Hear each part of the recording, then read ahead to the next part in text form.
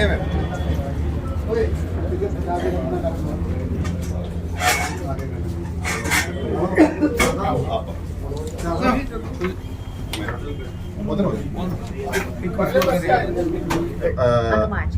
आचार्य जी हैं और हमारे साथ एआईसीसी के कोऑर्डिनेटर दिल्ली से मिस्टर मिश्रा जी हैं। तो आज हम सब मीडिया के साथ जो मुखातिब हुए हैं वो जो हमारी कांग्रेस की एआईसीसी की तरफ से जो हमारे न्याय के ऊपर जो हमारी नई नीतिज हैं, जो हमारी गारंटीज है, उसके बारे में आप सभी को जय हिंद। मैं अपने जो मीडिया कोऑर्डिनेटर टीम के सिंगला जी, हमारे डीसीसी प्रेसिडेंट साहब, एक्स चेयरपर्सन साहब, ब्लॉक प्रेसिडेंट, सबकी शुक्रगुजार हूँ कि आप जैसे प्रखर पत्रकारों के सामने मुझे और मेरे सहयोगी विपिन मिश्रा जी जो कि छत्तीसगढ़ से आते हैं, हम सभी एआईसीसी के मीडिया कोऑर्डिनेटर हैं पंजाब इलेक्शंस के लिए, तो आपके सामने आपसे बातचीत करने का मौका मिला।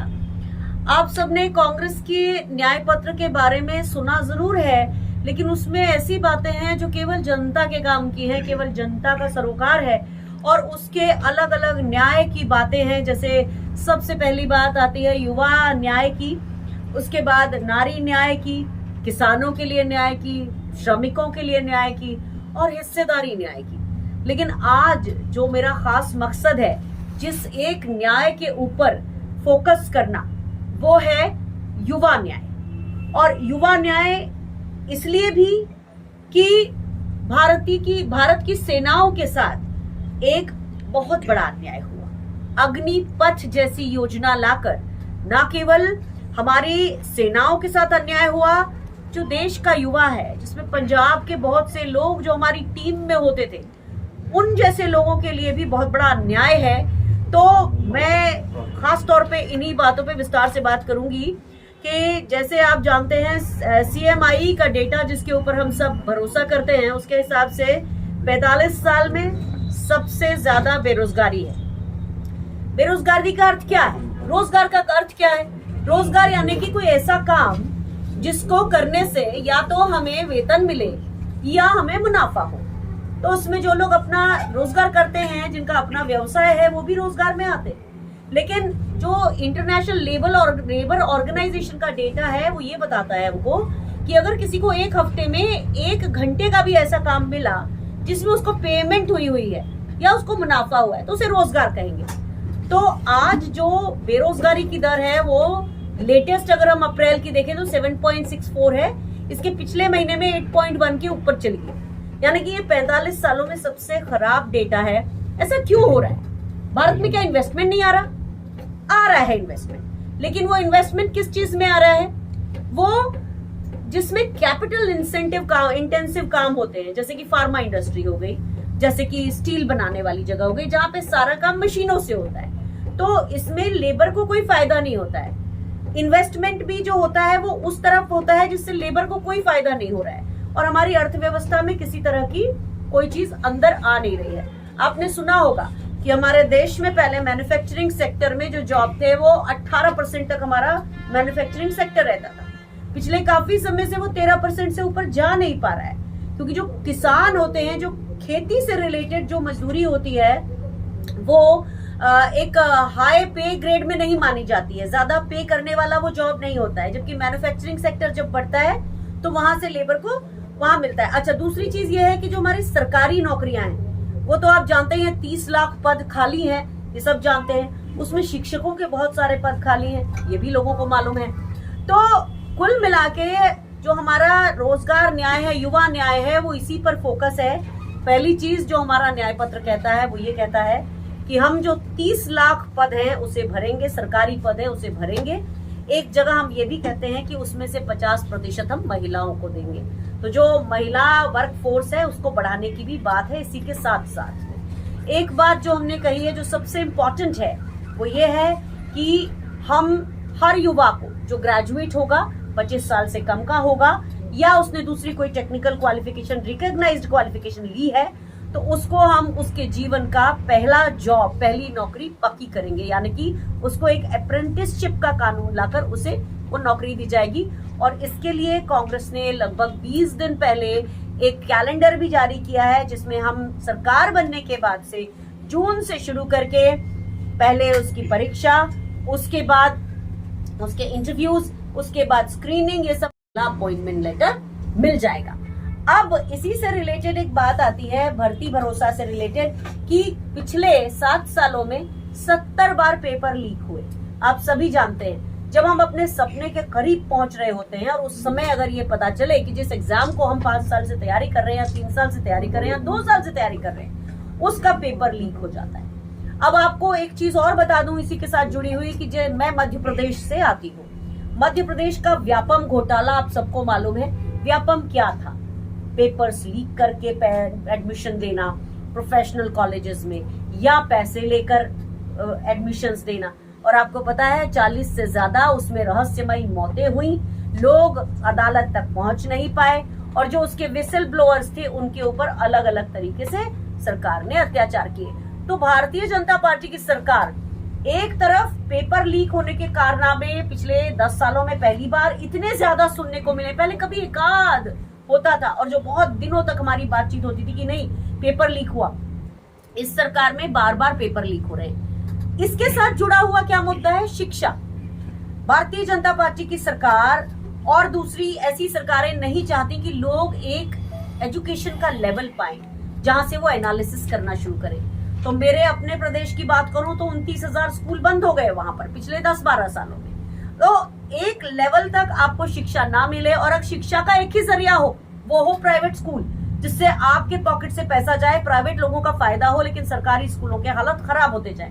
तो पेपर लीक, स्कूली शिक्षा का कम कर देना, और युवाओं को रोजगार नहीं मिलना, ये बेसिक चीजें हैं जिसके आसपास हम युवा न्याय की बात करते हैं। इसके अलावा एक और कैटेगरी की बात करना बहुत जरूरी है।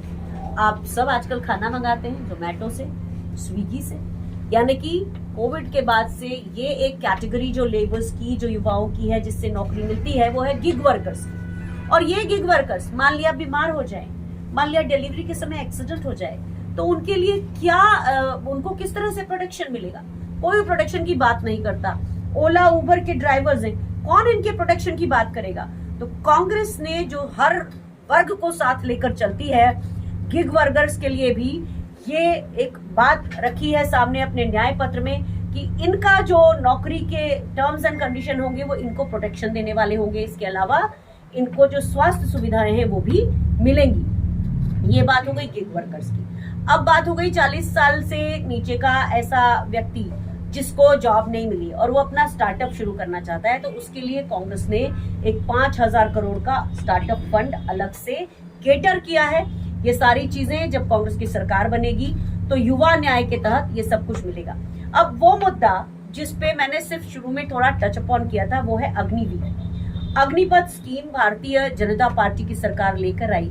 क्यों लेकर आई किसी को नहीं मालूम। तीनों चीफ को, सेना के अध्यक्ष जो कि हमारे वायुसेना अध्यक्ष उस दिन वहां मौजूद थे, हमारे सेना अध्यक्ष जनरल नरवाने वहां मौजूद थे, और हमारे नेवी के सेना अध्यक्ष केबी सिंह एडमिरल साहब वहां पे मौजूद थे उस समय।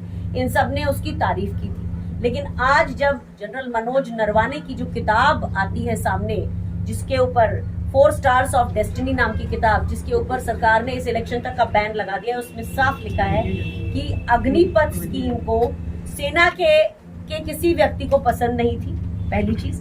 दूसरी चीज, वायुसेना और नौसेना ने तो ये कहा था कि ये उनके लिए बोल्ट फ्रॉम द ब्लू है, अचानक आके किसी ने हिट किया। तो ये एक ऐसी सेना है जिसमें युवाओं के साथ धोखा किया जा रहा है। उन युवाओं के साथ भी बड़ा धोखा है जो 2019 से लेके 22 तक जिन्होंने ये परीक्षाएं क्लियर कर ली थी, जो केवल अपने ज्वाइनिंग इंस्ट्रक्शंस का इंतजार कर रहे थे। तो उन लोगों को अगर कांग्रेस की सरकार आती है तो हम उनको 1 टाइम रिलैक्सेशन देते हुए, जो क्लियर कर चुके थे उनको वो नौकरी दी जाएगी। एक बात हमने ये की है। दूसरी बात, उस अग्निपथ योजना जो सबके लिए धोखा है, हम कांग्रेस की सरकार बनने के बाद उस अग्निपथ योजना को खत्म करेंगे, और जिस तरह से पुरानी भर्ती होती थी हम वो करेंगे, जिससे सेनाओं का भी फायदा हो और युवाओं के साथ भी धोखा न कि एक रिटायर्ड ऑफिसर हूँ और मध्य प्रदेश राज्य से आती हूँ।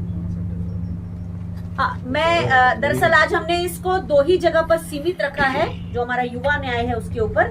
बाकी जो हमारी स्कीम्स हैं उसको थोड़ा सा टच कर लेती हूँ। किसानों के लिए न्याय की जो बात है उसमें एक बात तो ये है कि एमएसपी का कानून लाएंगे, तो ये तो आपने सुन ही लिया है। लेकिन इसके अलावा जो फसलें खराब हो जाती हैं और उसका जो बीमे की जो मुआवजे की रकम होती है वो हम 30 दिन के अंदर ही देंगे। एक्सपोर्ट इंपोर्ट की वो नीति जिससे किसानों के साथ डिस्कस किया जा सके, उसकी कांग्रेस ने अपने न्याय पत्र में बात लिखी है। और ये भी लिखा है कि हम एक कर्ज माफी आयोग बनाएंगे, एक ऐसा कमीशन बनाएंगे जो कैसे किसान, जो बड़े किसान हैं उनको, जो छोटे किसान हैं, जो बिल्कुल ही छोटे किसान हैं, उनको किस तरह से हम कर्ज माफी कर सकते हैं, वो बात भी है।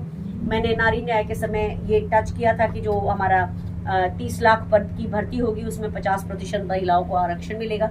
आपने कभी सुना है कि पिछले इतने सालों में केंद्र सरकार ने या किसी राज्य सरकार में जो बीजेपी की हो, कभी महिलाओं के लिए छात्रावास बनाए हो, वर्किंग वुमेन के लिए?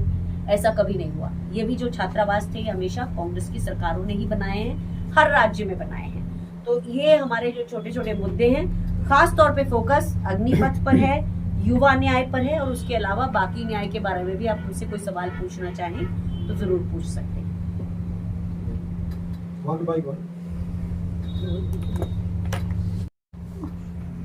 मैडम मैं एक हटके पूछना चाहता है तो मीडिया से रिलेटेड इस सुओ मोटो इस विषय पर पहले पूछ लीजिए, उसके बाद नहीं आप है तो आप सरकारों की बात कर रहे हैं ना, मीडिया कर्मी भी वोट डालते हैं, कोई भी है ना।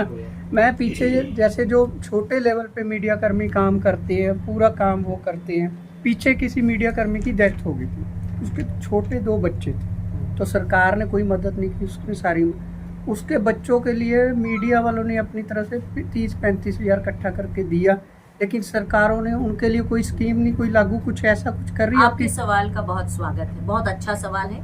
हिमाचल प्रदेश का हमारा मैनिफेस्टो उठाकर देखिएगा, 2022 में चुनाव हुआ था, उसमें हमने पत्रकारों के लिए एक बीमा की स्कीम की है, 2 लाख रुपए का उसमें बीमा है। और उसके अलावा जो उनका इलाज है, आप हमारा न्याय पत्र पढ़िए, उसमें आपके लिए बहुत सारी खुशखबरियां हैं। वही उनमें से एक तो ये भी है कि आपको तो स्वतंत्रता मिलेगी, वो तो एक बात होगी ही होगी, लेकिन आपके लिए भी 25 लाख रुपए तक का किसी तरह के फीस के बगैर इलाज वो आपके लिए है।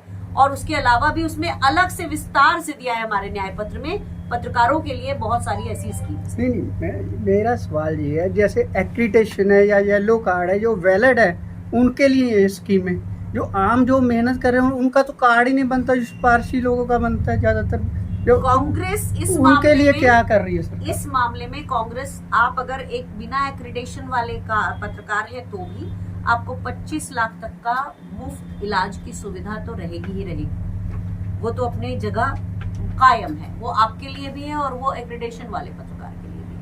मैम एमएसपी पे बात कर रहे हैं आप, आपकी सरकार भी पहले रही है, केंद्र में रही है, उस समय एमएसपी पे बात क्यों नहीं होती? देखिए, उस स्वामीनाथन आयोग के 67% जो हमने उसमें रिकमेंडेशंस थी वो अप्लाई की गई, वो अप्लाई हुई है। लेकिन मैं बिल्कुल आपकी बात से सहमत हूँ, ये हमसे डिले हुआ है, इरादा बिल्कुल था उसे लागू करने का, लेकिन हम नहीं कर पाए। अब इसीलिए हम अपनी गलती सुधारने के लिए जो हमने अपनी बात कही है कि हम एमएसपी का कानून तुरंत ही लेकर आएंगे, ये हमारे तरफ से इस न्याय पत्र में लिखा। मैम आप 45 साल पुराना डाटा बता रहे हैं कि 45 सबसे ज्यादा ही बेरोजगारी का जो सामने आया, तो ये तो 10 साल पहले की बीजेपी सरकार है, उसके पहले तो कांग्रेस की भी रही है, तो उस समय क्यों नहीं, हम ये कह रहे हैं कि पिछले 45 सालों में जितनी बेरोजगारी कभी नहीं हुई, वो 45 साल पुराना डेटा नहीं बता रही हूँ मैं ये कह रही हूँ कि अगर आप 4 दशक पीछे चले जाएंगे तो भी ऐसी बेरोजगारी कभी नहीं हुई जो आज के तारीख में, ये कहा। अग्निवीर वाली बात आप बता रहे हो, जब वो ऐसे कानून बनते हैं, जो ऐसी चीजें लाई जाती है, तब क्यों नहीं विरोध होता है? ये इलेक्शन आते हैं तभी ये मुद्दे उठाए जाते हैं। बिल्कुल नहीं, हम फौजी 99.9% हर पूर्व फौजी ने और हर फौजी ने इसके खिलाफत की है पहले दिन से। और अगर आप पीछे जाकर देखें, जून 2022 में पहली बार जब मुझे इसके लिए डिबेट पे अचानक बुलाया गया था, तो मैंने पहला सेंटेंस बोला था, ये राजनीतिक स्कीम है, ये हमारी सेनाओं की स्कीम हो ही नहीं सकती। और जो आज उसके 2.5 साल बाद साबित हुआ, लगातार अग्निपथ पे आवाज उठाई है, हम सब ने आवाज उठाई है, फौजियों ने भी और कांग्रेस ने भी लगातार आवाज उठाई है। पर पिछले करीब 1.5 साल से, जब से हमारी भारत जोड़ो यात्रा शुरू हुई थी 2022 के सितंबर से, लगातार अग्निपथ पर बात हुई है, लगातार फौजी उनके साथ मिले हैं। हम लोग बार बार जो हमारे और भी जो साथ के जो ऐसे फौजी जो कांग्रेस पार्टी के साथ नहीं भी हैं, उन लोगों ने भी राहुल गांधी जी से मिले हैं, वो हजारों की संख्या में मिले हैं। और उसके बाद हमने ये निर्णय किया है कि अग्निपथ स्कीम तो हम बिल्कुल हटा ही देंगे आते ही से। ये स्कीम आती है तो ये भर्ती घोटाले भी सामने आए हैं। बीजेपी ये भी कहती है कि इन चीजों को रोकने के लिए ये स्कीमें लागू की जाती है। देखिए, अग्निपथ स्कीम में 100 करोड़ रुपए का भर्ती घोटाला हुआ है। कैसे? 2019 से लेकर और 2022 तक लगभग 250 रुपए हर एप्लीकेंट से लिए गए। अगर आप उसे जोड़ देंगे 3 सालों का, और हमारे करीब 80,000 से ज्यादा लोग अप्लाई करते हैं, उससे ज्यादा लोग 15 लाख के करीब अप्लाई करते हैं आज की तारीख में। पहले 35 लाख लोग अप्लाई करते थे अग्निपथ स्कीम आने के पहले। तो आप 35 लाख इंटू 250 कर दीजिए। क्या सरकार ने ये पैसा उनको वापस दिया? तो ये एक और तरह का भर्ती घोटाला है। और इसी तरह से कांग्रेस ने एक बात बहुत अच्छी कही है, वो न्याय पत्र में पढ़िएगा, कि जितनी भी सरकारी भर्तियां होंगी उस पर हम किसी तरह की एडमिशन फीस नहीं लेंगे। इसके अलावा हम जो विद्यार्थी हैं जिन्होंने लोन लिया है, कांग्रेस की बात आप अलग करिए और आम आदमी पार्टी की अलग करिए। आम आदमी पार्टी ने नहीं दिया, लेकिन कांग्रेस की जो सरकारें हैं, तेलंगाना में है, कर्नाटक में है और हिमाचल प्रदेश में है। हिमाचल प्रदेश में हम 1500 रुपए प्रति माह, कर्नाटक में और तेलंगाना में जहां तक मुझे याद है 2000 रुपए प्रति माह दे रहे हैं। तो अगर हम जो अपने वादे करते हैं वो पूरा करते हैं, और कांग्रेस ने हमेशा ऐसा किया है। पिछले 70 साल की राजनीति देखिए। मैं भी एक उदाहरण हूं, जो कांग्रेस के समय में पहली बार महिला अधिकारियों की भर्ती की गई थी। तो जब हम शुरू में भर्ती की गई थी तो हमें कहा गया था कि हम आपको प्रयोग के तौर पर ले लें, कि प्रयोग सफल होने के बाद हम आपको पेंशन वाली सर्विस देंगे। लेकिन बीच में आ गई श्री अटल बिहारी वाजपेयी जी की सरकार। तो उन्होंने जिस तरह से ओल्ड पेंशन स्कीम सबके लिए बंद कर दी, तो महिला अधिकारियों को भी पेंशन से वंचित कर दिया। जब कांग्रेस की सरकार आई और जब महिला अधिकारी उस स्टेज पर पहुंचे, जब उन्हें सर्विस से निकाला गया, हम सहित, तब कोर्ट में हमने केस लड़ा और उसके बाद यूपीए की जो सरकार थी उसने महिलाओं को पेंशन का अधिकार वापस दिया। तो कांग्रेस जो भी कहती है, चाहे उसने 90 के दशक में कहा हो, 80 के दशक में कहा हो, उसको चाहे वो उसके 20 साल बाद या 25 साल बाद जब उसको इसका अवसर मिलता है वो पूरा करके दिखाती है। नेशनल लेवल पर बात करें तो इंडियन का चोट हुआ है। यहाँ पंजाब में किस तरह की परिस्थिति रहेगी? कांग्रेस आम आदमी पार्टी का साथ देगी क्योंकि राष्ट्रीय लेवल पर आपका उनके साथ गठबंधन है। जिस तरह से विधानसभा चुनाव में आम आदमी पार्टी हमारी प्रतिद्वंदी पार्टी है, यहाँ पर भी उसी तरह की वो फाइट है। शायद उनको ये लगता है कि उन्होंने यहाँ सरकार बनाई है तो उनको एक बार मौका और लेना चाहिए, तो उनको लड़ने दीजिए। लोकतंत्र है, सबको लड़ाई का हक है। लेकिन हाँ, आम आदमी पार्टी और हमारे साथ कॉमन जो फैक्टर है वो ये है कि हम संविधान का सम्मान करते हैं और हम लोकतंत्र का सम्मान करते हैं। प्रधानमंत्री की वोटिंग जो उनका एक बयान आया कि बड़े ऑटो में पैसे हैं जो वो राहुल गांधी जी के घर के तरफ जा रहे थे, कल चौथे गेड़ की हो चुकी है। लगता है अभी मोदी जी की ये जो जितनी भी वो दे रहे हैं भाषण, ये बुखलाहट है थोड़ी सी। देखिए, अगर जैसा कि अमित शाह ने एक बड़े न्यूज चैनल में कह दिया है, न्यूज़पेपर को कहा है कि हम 4 जून को दोपहर में 1 बजे 400 पार करेंगे, तो अगर ये ऑर्गेनिक चुनाव नहीं हुआ तभी नरेंद्र मोदी की सरकार बन सकती है। पर अगर ये चुनाव निष्पक्ष होता है तो उनको बामुश्किल पूरे एनडीए को 200 से कम सीटें ही मिलेंगी। तो इसलिए नरेंद्र मोदी जी की बौखलाहट बहुत साफ जाहिर है। नरेंद्र मोदी जी अपनी भाषा पर नियंत्रण खो चुके हैं। दुर्भाग्य से हमारे संविधान में ऐसा कोई कानून अभी तक मुझे प्रावधान नहीं मालूम है कि अगर कोई इतने शीर्ष नेतृत्व में बैठकर अजीबोगरीब बातें करता है तो क्या सो मोटो संज्ञान लेकर उसके मानसिक स्वास्थ्य की जांच होनी चाहिए कि नहीं होनी चाहिए, इसका प्रावधान भी हमें संविधान में बनाना चाहिए।